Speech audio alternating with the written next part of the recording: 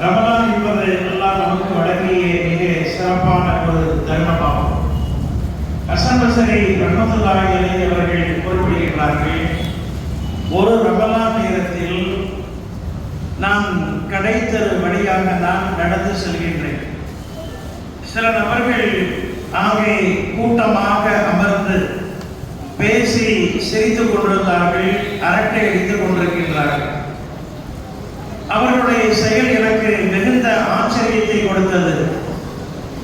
அதனை பார்த்து மனம் கலங்கி மனம் வேதனை அடைந்து நான் இந்த வார்த்தையை சொன்னேன் என்று அவர்கள் சில விஷயங்களை சொல்கின்றார்கள். அன்புக்குரிய சகோதரர்களே, நம்முடைய பகுதிகளிலும் நம்முடைய சமுதாயத்திலும் ரமலானில் இப்படியும் நடக்கிறது. ரமலான் நேரத்திலே நாம் மற்ற வேலைகளை ஒதுக்கி வைத்துக் கொள்வதனால் தேவையில்லாத பல விஷயங்களில் நாம் ஈடுபட வேண்டிய நிலை ஏற்படுகிறது. பகலென்றால் அரட்டை அடிப்பதும், இரவென்றால் கேரம் போர்டுகளில் நம்முடைய நேரத்தை கழிப்பதும் சில நபர்களுடைய வாடிக்கையாக இருப்பதை நாம் பார்க்கின்றோம். அல்லாஹ் அவர்களுக்கும் நமக்கும் நல்ல நசீபை அல்லாஹ் தர வேண்டும். ஹசன் பஸ்ரி ரஹ்மத்துல்லாஹி அலைஹி அவர்கள் சொல்கின்றார்கள், இன்னல்லாஹ ஜஅல ஷஹர ரமலான் மிதுபாரன் லி இபாதிஹி. அல்லாஹ் ஜல்லஷானஹு தஆலா இந்த ரமலான் மாதத்தை தன்னுடைய அடியார்களுக்காக, தன்னுடைய படைப்பினர்களுக்காக ஒரு பந்தய களமாக அல்லாஹ் ஆக்கியிருக்கின்றான். சில நபர்கள் வயஸ்தபிகூன ஃபீஹி பிதாஅத்திஹி, அடியார்களில் சில நபர்கள் அல்லாஹ்வுடைய திருப்பொருத்தத்தை அடைந்து கொள்ள வேண்டும் என்பதற்காக அல்லாஹ்வுக்கு கட்டுப்பட்டு அந்த பந்தய களத்திலே வேகமாக முன்னேறி சென்று அவர்கள் முதல் இடத்தை வகித்து மிகப்பெரிய வெற்றியை அடைந்து விடுகின்றார்கள். சில நபர்கள் தயங்கி சென்று தாமதித்து சென்று தோல்வி அடைந்து மிகப்பெரிய கைசேதத்தில் அவர்கள் ஆவியாகி விடுகின்றார்கள் என்று ஹசன் பஸ்ரி ரஹ்மத்துல்லாஹி அலைஹி அவர்கள் சொல்கின்றார்கள். அன்புக்குரிய சகோதரர்களே, ரமலான் மாதம் என்பது மிகப்பெரிய ஒரு பந்தய களம் மட்டுமல்ல, நமக்கெல்லாம் மிகப்பெரிய ஒரு பயிற்சி களமாக அல்லாஹ் அதனை ஆக்கி வைத்திருக்கின்றார். அன்புக்குரிய சகோதரர்களே, வலிமார்கள் சொல்வார்கள், ரமலான் மாதம் யாருக்கு சரியாகிவிட்டதோ 11 மாதமும் அவருக்கு சரியான முறையிலே அமையும். ரமலான் மாதத்திலே நாம் சரியான முறையில் இபாதத் ரீதியாக, நம்முடைய நடவடிக்கை ரீதியாக சரியான முறையிலே நாம் அமைத்துக் கொண்டோம் என்றால் மற்ற மாதங்கள் அனைத்து மிகச்சிறப்பான முறையிலே கழியும் என்பதை மேலோர்கள் வலிமார்கள் நமக்கு சொல்லித் தருகின்றார்கள். அன்புக்குரிய சகோதரர்களே, சைக்காலஜி ரீதியாக ஒரு விஷயத்தை சொல்வார்கள். ஒரு காரியம், அது நல்ல காரியமாக இருந்தாலும் சரி, தவறான காரியமாக இருந்தாலும் சரி, ஒரு விஷயத்தை, ஒரு காரியத்தை 24 நாட்களுக்கு தொடராக ஒருவர் செய்து வந்தார் என்றால், அல்லது 24 நாட்களாக தொடராக அவருக்கு பயிற்றுவிக்கப்பட்டது என்றால், அந்த காரியம் அவருடைய பழக்கத்தில் ஒன்றாக மாறிவிடும். சைக்காலஜி டாக்டர்கள் மிக அருமையாக சொல்வார்கள். ஏன் அப்படி 24 மணி நேரங்களில் 24 நாட்களாக செய்யக்கூடிய காரியம் எப்படி அவருடைய பழக்கமாக மாறிவிடுகிறது? மனிதனுக்கு அல்லாஹ் 2 விதமான உள்ளத்தை தந்திருக்கின்றான். வெளி உள்ளம், உள் உள்ளம், ஆழ் மனது என்பார்கள். மேலோட்டமாக சில காரியங்களை செய்கின்ற பொழுது, அல்லது மேலோட்டமாக சில பயிற்சிகளை நாம் மேற்கொள்கின்ற பொழுது, அது தொடராக மேற்கொள்கின்ற பொழுது, கிட்டத்தட்ட அவர்கள் சொன்னதை போல 24 நாட்கள் தொடராக செய்கின்ற பொழுது, வெளி மனதுகளில் அலைமோதி கொண்டிருந்த இந்த காரியங்கள் எல்லாம் மனிதனுடைய ஆழ் மனதில் படிந்து விடுகிறது. ஆழ் மனதில் என்னென்ன விஷயங்கள் எல்லாம் படிந்து விடுகின்றதோ அது நம்முடைய அன்றாட பழக்கங்களில் ஒன்றாக, நம்மை விட்டும் பிரிக்க முடியாத ஒரு காரியமாக அவைகள் ஆகிவிடுகிறது என்பதை மிக அற்புதமாக சொல்வார்கள். நாமெல்லாம் கேள்விப்பட்டிருக்கின்றோம், ஒரு மண்டலம் என்று சொல்வார்கள். ஒரு மண்டலம் என்றால் கிட்டத்தட்ட 48 நாட்கள். சித்த வைத்தியத்திலே சொல்வார்கள், ஒரு மருந்து நம்முடைய உடலில் ஏற்றுக்கொண்டு உடலோடு தங்கி இருந்து ஒரு நோயை குணமாக்க வேண்டுமானால் ஒரு மண்டலத்திற்கு மருந்து கொடுப்பார்கள். மண்டல பூஜை என்று நம்முடைய மாற்று மத சகோதரர்கள் அவர்களும் கூட தங்களுடைய வழிமுறைகளில் இதனை மேற்கொள்வார்கள். 48 நாட்கள் என்பது ஒரு மண்டலம். அந்த ஒரு மண்டலத்தில் பாதிதான் 24 நாட்கள். 24 நாட்களில் ஒரு விஷயம் ஆழமாக பதிந்துவிடும்.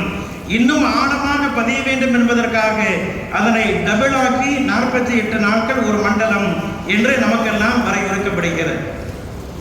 அன்புக்குரிய சகோதரர்களே, ரமலான் மாதத்தில் இந்த 24 நாட்களை தாண்டி மேலும் ஒரு வாரம், கிட்டத்தட்ட 30 நாட்கள் பல காரியங்களை நாம் செய்கின்றோம். நோன்பு மட்டுமல்ல, பகல் காலத்திலே பசித்திருக்கின்றோம், இரவு காலத்திலே விழித்திருந்து வணங்குகின்றோம். இந்த 2 மட்டுமல்ல, இமாம்கள் நமக்கு பட்டியலிட்டு தருவார்கள். கிட்டத்தட்ட 22 காரியங்களை தொடராக ரமலான் மாதத்தில் செய்யக்கூடிய வாய்ப்பை எல்லாம் நமக்கு தந்திருக்கின்றான். செய்கின்றோமோ இல்லையோ அது வேறு விஷயம். செய்யக்கூடிய வாய்ப்பை 22 காரியங்களை 30 நாட்கள் தொடராக செய்யக்கூடிய ஒரு வாய்ப்பை நாம் பெற்றிருக்கின்றோம். இமாம்கள் நமக்கு அதை பட்டியலிடுவார்கள். முதலாவது திலாவத்துல் குர்ஆன், குர்ஆனை ஓதக்கூடிய ஒரு பாக்கியம். நிறைய குர்ஆனை நாமும் ஓதுகின்றோம், இமாம்கள் ஓதுகின்ற பொழுது கேட்கின்றோம். தராவீகளை ஒவ்வொரு நாளும் கிட்டத்தட்ட 1.25 ஜுசுக்கள் இமாம் ஓத பின்னால் நின்று சொல்லக்கூடிய நாம் அதனை அப்படியே கேட்கின்றோம். வித்ரியா முறைகளிலே குர்ஆன் ஓதப்படுகிறது. மற்ற நேரம் கிடைக்கும் போதெல்லாம் குர்ஆனை அதிகமாக நாம் ஓதுகின்றோம். மற்ற காலங்களில் கிடைக்காத ஒரு பாக்கியம் ரமலானில் குர்ஆன் ஓதுவதை, ஓத கேட்பதை பாக்கியம் நமக்கு கிடைக்கிறது. இரண்டாவது திக்ர் வ தஸ்பீஹ், அதிகமாக திக்ர் செய்யக்கூடிய, தஸ்பீஹ் ஓதக்கூடிய ஒரு பாக்கியம் ரமலானிலே கிடைக்கிறது. குறிப்பாக சொல்ல வேண்டுமானால் தராவீஹ் தொழுகையிலே தஸ்பீஹ்களை நியமமாக நாம் ஓதுகின்றோம். அபூபக்கர் சித்திக் ரலியல்லாஹு அன்ஹு அவருடைய நாமம், கலீஃபா உமர் ரலியல்லாஹு அன்ஹு அவருடைய பெயர், அலி ரலியல்லாஹு அன்ஹு அவருடைய பெயர், உஸ்மான் ரலியல்லாஹு அன்ஹு அவருடைய பெயர், 4 கலீஃபாக்களை அவர்களை நினைவு கொண்டு இந்த தஸ்பீகை தராவீஹுடைய இடைவெளிகளை நாம் ஓதுகின்றோம். மக்கா மதீனாவில் கூட அந்த பாக்கியம் இல்லை, மக்கா மதீனாவில் கூட அந்த பழக்கம் இல்லை. நாம் நம்முடைய இடைவெளி நேரங்களில் தராவீஹ் என்பதே இடையிடையே ஓய்வெடுத்து ராகத்து பெற்று தொழக்கூடிய தொழுகை என்பது அதனுடைய பெயர். கொஞ்சம் ராகத்து கொடுத்துட்டோம் அப்படின்னா நமக்கு மத்தியில வேறு விதமான பேச்சுகள் வந்துடும். அப்படிங்கிறதுனால நம்முடைய நாட்டில் நம்முடைய முன்னோர்கள் நமக்கு பயிற்றுவித்த ஒரு பழக்கம் தராவீகளுக்கு மத்தியிலே தஸ்பீஹ் ஓதுவது என்பது. இன்னைக்கு பிதஅத் அப்படிங்கிறாங்க, அது கூடாது அப்படிங்கிறாங்க, அதெல்லாம் வேறு விஷயம். ஆக ரமலான் காலத்திலே திக்ரும் தஸ்பீஹும் ஓதக்கூடிய ஒரு மிகப்பெரிய ஒரு வாய்ப்பு நமக்கு கிடைக்கிறது. மூன்றாவது இஸ்திக்பார், நிறைய இஸ்திக்பார்களை ஓதுகின்றோம். ரமலான் காலத்தில் இரவு நேரத்தில் நின்று தொழுதுவிட்டு கண்ணீர் மல்க நம்முடைய பாவங்களை மனக்கண் முன்னால் கொண்டு வந்து அல்லாஹ்விடத்திலே பாவ மன்னிப்பு கேட்கின்றோம். இதுவும் ஒரு வாய்ப்பு. நான்காவது அஸ்ஸலாத்து அலா ரசூல் ஸல்லல்லாஹு அலைஹி வஸல்லம் அவங்க மேல நிறைய ஸலவாத்து சொல்லக்கூடிய வாய்ப்பு கிடைக்கிறது. அஞ்சாவது அத்வா, நிறைய துஆக்களை செய்கின்றோம். தராவீஹ் பின்னாடி நின்று தொழக்கூடிய நேரத்தில் பெருமானார் ஸல்லல்லாஹு அலைஹி வஸல்லம் அவர்கள் சொல்வார்கள், பகல் காலத்திலே நோன்பு வைப்பதை எல்லாம் ஃபர்லாக, இரவு காலத்திலே நின்று வணங்குவதை ஒரு நபிலான வணக்கமாக எல்லாம் ஆக்கியிருக்கின்றான். நிறைய பள்ளிகளிலும் வீடுகளிலே நாம் தொழுகின்ற பொழுது சஜிதாவிலே வீழ்ந்து கிடந்து துஆக்களை நிறைய கேட்கக்கூடிய ஒரு வாய்ப்பு நமக்கு கிடைக்கிறது ரமலானின் பரக்கத்தினால்.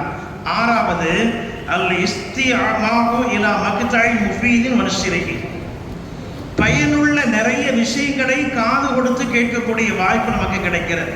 நிறைய பயான்கள் நடக்கிறது.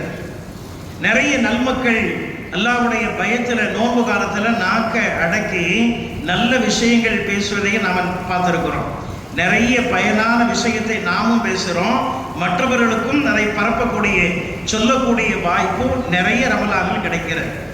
ஏழாவது அத்தஅம்முலு ஃபீ அலமதி மக்லூகத்தில்லாஹ், அல்லாஹ்வுடைய படைப்பினங்களுடைய மகத்துவத்தை பற்றி சிந்திக்கக்கூடிய வாய்ப்பு நிறைய கிடைக்குது.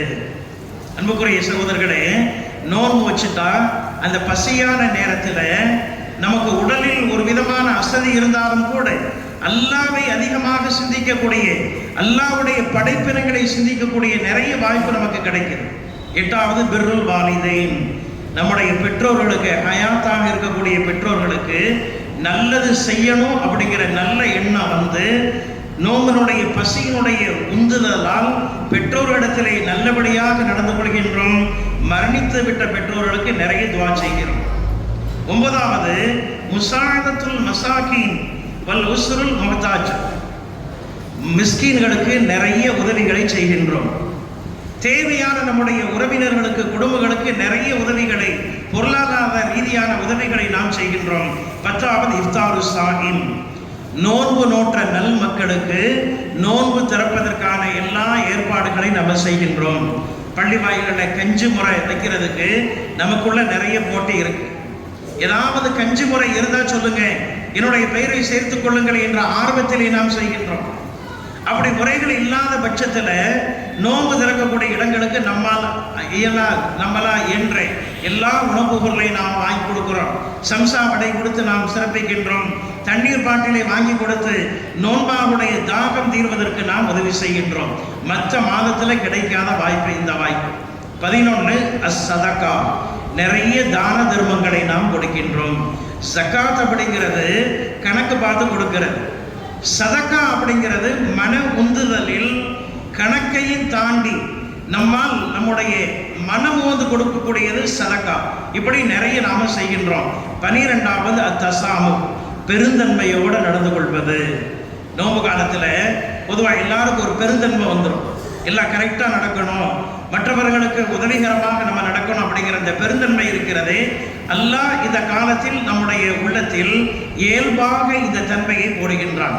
13வது சலாத்து லொஹா, லொஹா தொழுவது. லொஹா அப்படின்னு சொன்னால் காலையில் 8 மணிக்கு மேலே இருந்து லொஹருக்கு ஒரு அரை மணி நேரத்துக்கு முன்பாக தொழக்கூடிய அந்த தொழுகை லொஹா தொழுகை. இப்படி லொஹா தொழக்கூடிய இந்த பாக்கியம், காலையில் சுபு தொழுத உடனே கொஞ்சம் நேரம் ரெஸ்ட் எடுத்துட்டு எழுந்தவுடன் ஃப்ரெஷ்ஷாக மற்ற நம்முடைய வேலைகளுக்கு போகிறதுக்கு முன்னாடி 2 ரக்காயத்து தொழக்கூடிய வாய்ப்பும் இந்த நோம்பில் கிடைக்கிது. மற்ற நேரங்களெல்லாம் கிடைக்காது, கிடைக்கும், ஆனால் தொழுவதற்கு மனம் வராது. வடமையாக சில பேர் தொழுது கொண்டிருக்கக்கூடிய சீரதிகள் நம்முடைய சமுதாயத்திலே உண்டு. நோன்பில் இந்த வாய்ப்பு நமக்கு கிடைக்கு. 14வது ஜியாரத்துல் மகாபீர் வ துஆஅலில் அம்வாத், கபர்களுக்கு சென்று நம்முடைய முன்னோர்கள், தாய்மார்கள், பெற்றோர்கள், உறவினர்களுடைய அவங்களை ஜியாரத்து செஞ்சு மௌத்தானவர்களுக்காக துவா செய்யக்கூடிய ஒரு வாய்ப்பு ரமலான் காலத்தில் நமக்கு நிறைய கிடைக்குது. 15வது அல் இஸ்திமாஉ இலா தஃப்சீரி ஆயாத்தில்லாஹ், ரமலான் மாதத்திலே மட்டும் கிடைக்கக்கூடிய இன்னொரு நல்ல வாய்ப்பு, குர்ஆனுடைய ஆயத்துகளுக்கு நிறைய தஃப்சீர்களை கேட்கக்கூடிய ஒரு வாய்ப்பு. கிட்டத்தட்ட அல்லாஹ்வுடைய கிருபையில் நம்முடைய ஊர்களில் இருக்கக்கூடிய எல்லா பள்ளிகளிலும் இருக்கக்கூடிய ஒரு பழக்கம், அன்றைய தராவீகில் என்ன ஓதப்படுகிறதோ, அந்த 1ஆம் ஜுஸுவில் என்ன ஓதப்படுகிறதோ அதிலிருந்து முக்கியமான ஒரு ஆயத்தை எடுத்து அதனுடைய விளக்க முறைகள் எல்லாத்துக்கும் சொல்றது, இது எல்லாரும் கேட்கக்கூடிய ஒரு வாய்ப்பு நோன்புல மட்டும்தான் கிடைக்கும். எந்த பள்ளியில் போனாலும் இந்த தஃப்சீருடைய உரை ஒலித்து கொண்டே இருக்கும். அல்லாஹ் நோன்புல நமக்கு கொடுத்திருக்கக்கூடிய மகத்தான ஒரு வாய்ப்பு இந்த வாய்ப்பு. அல் முஹாஃபரத்து அல சுனனி ரவாத்தி, ரமலான் அல்லாத காலத்தில் வடமையாக நம்ம சில காரியங்களை நம்ம செஞ்சுட்டு வருவோம். ராத்திபு ஓதுறது, நம்ம வடமையாக நம்முடைய ஷேக்மார்கள் ஏதாவது நமக்கு கற்றுக் கொடுத்த விஷயங்களை ரமலான் அல்லாத காலத்தில் நம்ம செஞ்சுட்டு வருவோம். சில நேரங்களில் நம்முடைய பொழுதுபோக்குனால, கவனக்குறைவினால மறந்துறதுக்கும் வாய்ப்பு இருக்கு. ஆனால் ரமலான் காலத்தில் மட்டும்தான் மற்றைய காலத்தில் வடமையாக செய்து வந்த காரியத்தை, சில நேரங்களில் விடுவதற்கும் வாய்ப்பான காரியத்தை ரமலானில் மட்டுமே விடாமல் அதனை விடாப்பிடியாக செய்யக்கூடிய வாய்ப்பு ரமலானிலே கிடைக்கிறது. அன்புக்குரிய சகோதரர்களை, 17வது ததிக்கிருல் தஹாபியில் மஸ்ஜித், பள்ளி வாயிலுக்கு போகணும் அப்படிங்கிற ஒரு உந்துதல் ரமலான் காலத்தில் அதிகமாக இருக்கும். மற்ற நேரத்தில் கூட ஏதாவது உடல் கொஞ்சம் அலுப்பினால இந்த தொழுகை வீட்டில் தொழுதுக்கலாம் அப்படின்னு நினைப்போம். ரமலான் காலத்தில் வீட்டிலே கேட்பாங்க, பெண்கள் கேட்பாங்க, வாங்க சொல்ல நேரம் ஆயிடுச்சு, பள்ளி வாயிலுக்கு போகலையா அப்படிப்பாங்க. பள்ளி வாயிலுக்கு போகணும் அப்படிங்கிற நினைவுறுத்துதல் ரமலான் காலத்தில் அதிகமாக உண்டு. அல் புஅது அனில் மஆசி வ முதஹியாத்துல் வக்த், நேரத்தை எதையெல்லாம் பாழ்படுத்துமோ அப்படிப்பட்ட காரியங்கள், அல்லாஹ்வை விட்டு நம்மை தூரமாக்கக்கூடிய பாவமான காரியங்கள் அனைத்தையும் விட்டு கொஞ்சம் தூரமாக ஒதுங்கி ஒதுங்கி இருக்கக்கூடிய வாய்ப்பு ரமலான் காலத்தில் அதிகமாக கிடைக்குது. நம்ம ஒதுங்கி இருக்கோமோ இல்லையோ, வாய்ப்பு இருக்கு, வாய்ப்பை நாம் பயன்படுத்திக் கொள்ள வேண்டும். 19வது ஸலாத்து தராவீஹி வல் வித்ரி, தராவீஹ் தொழுகை. ரமலான் அல்லாத காலத்தில் தராவீஹ் கிடையாது. அதே மாதிரி வித்ரு தொழுகை மற்ற காலத்தில் தனியாக தொழுவோம், ரமலானில் மட்டுமே தராவீஹ் தொழுகையும் வித்ரு தொழுகையும் ஜமாத்தோடு தொழுவக்கூடிய ஒரு வாய்ப்பு. 20வது அத்தாமுலு ஃபீ நிஅமில்லாஹி அலைக பிஷ்ஷுக்ரில்லாஹ், அல்லாஹ் நமக்கு செஞ்ச நிஅமத்துகள் என்ன என்ன அப்படிங்கிறத நாம சிந்திக்கக்கூடிய ஒரு வாய்ப்பு. அன்புக்குரிய சகோதரர்களே, நாம நினைச்சு பார்க்கணும், இந்த ரமலான் காலத்தில் ஏழை எளிய மக்களுக்கு உதவக்கூடியவர்களாக நம்ம எல்லாம் ஆக்கி வச்சிருக்காங்க. மற்றவங்களை மாதிரி சில வறியவர்கள் எளியவர்கள் நம்முடைய வீடு வாசல் வரைக்கும் வந்து உதவி கேட்கிறாங்க. அவங்களாக நம்மை ஆக்காமல் கொடுக்கக்கூடிய நிலைமையில் அல்லாஹ் நம்மை உயர்த்தி வைத்திருக்கிறானே அப்படிங்கிற சிந்தனை ரமலான் காலத்தில் நமக்கு அதிகமாக உண்டாகும். 21 அத்தஹல்லுசு மினல் ஆதாதி வசிபாதி ஸய்யிஆ, எது எதையெல்லாம் தீய பழக்கம் என்று மார்க்கம் நமக்கு எச்சரிக்கின்றதோ அத்தனை காரியங்கள் பழக்கத்தை விட்டும் நம்மை நாம் தூய்மைப்படுத்திக் கொள்வது. அதே போன்று 22வது இந்த ரமலான் காலத்தில் எல்லா இடங்களிலும் கூட்டாகவும் தனியாகவும் அமர்ந்து நிறைய பல நல்ல காரியங்களை செய்யக்கூடிய வாய்ப்பு நமக்கு கிடைக்கிறது. அன்புக்குரிய சகோதரர்களே, இந்த 22 நல்ல காரியங்கள், இந்த 22 நல்ல வாய்ப்புகளை இந்த 30 நாட்களில் 24 நாட்களே நமக்கு போதுமாகும். அல்லாஹ் மேலும் ஒரு வாரம் நமக்கு அதிகமாக்கி தந்திருக்கின்றான். இந்த ரமலான் மாதம் முழுவதிலும் இந்த 22 காரியங்களை பழக்கப்படுத்திக் கொண்டோம் என்றால் நம்முடைய வருடம் முழுவதும், ஆயுள் முழுவதும், நம்முடைய ஹயாத் இருக்கும் காலமெல்லாம் இப்படிப்பட்ட நல்ல பழக்கங்களை வளர்த்து கொள்ளக்கூடிய, இப்படிப்பட்ட நல்ல பழக்கங்கள் நம்முடைய அன்றாட தன்மைகளில் ஒன்றாக மாற்றிக்கொள்ளக்கூடிய ஒரு வாய்ப்பாக அல்லாஹ் இந்த ரமலானை தந்திருக்கின்றான்.